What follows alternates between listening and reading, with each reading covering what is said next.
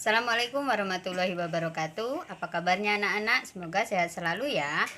Kali ini kita akan belajar tema 7 muatan IPA, yakni tentang gaya. Ada yang tahu apa itu gaya?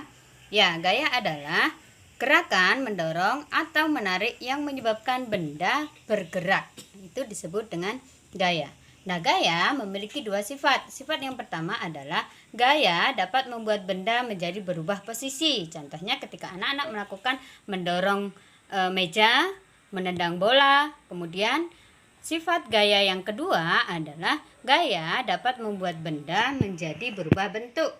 Contohnya ketika anak-anak sedang bermain plastisin atau anak-anak pernah melihat orang tuanya membuat adonan. Macam-macam gaya ya.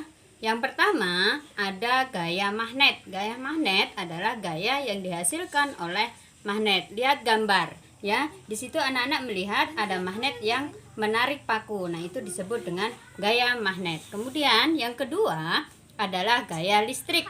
Gaya listrik statis ya. Gaya listrik statis adalah kekuatan yang dimiliki benda yang bermuatan listrik untuk menarik benda lainnya.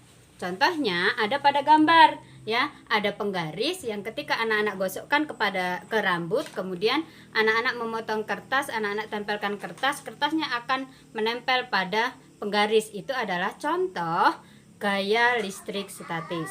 Kemudian yang ketiga adalah gaya otot. Anak-anak tahu ya apa itu otot? Otot itu adalah kekuatan yang kita miliki. Maka gaya otot itu adalah gaya kekuatan yang dihasilkan oleh otot manusia. Contohnya seperti apa? Ketika anak-anak melakukan dorongan atau tarikan terhadap benda.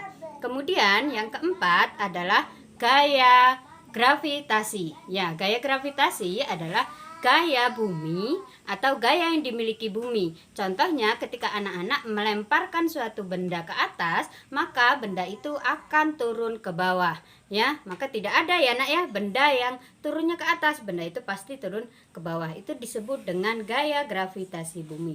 Kemudian yang kelima adalah gaya gesek.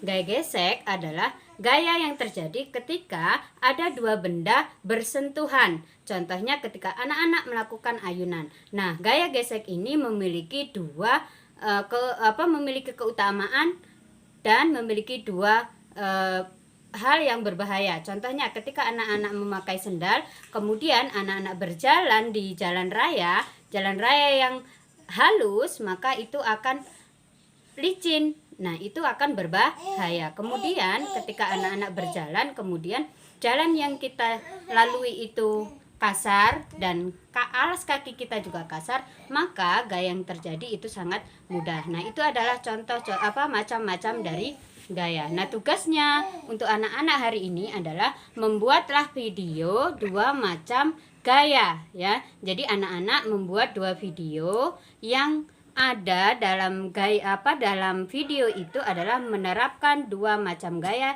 yang telah Ibu presentasikan barusan. Demikian video dari Ibu akhiri. Wassalamualaikum.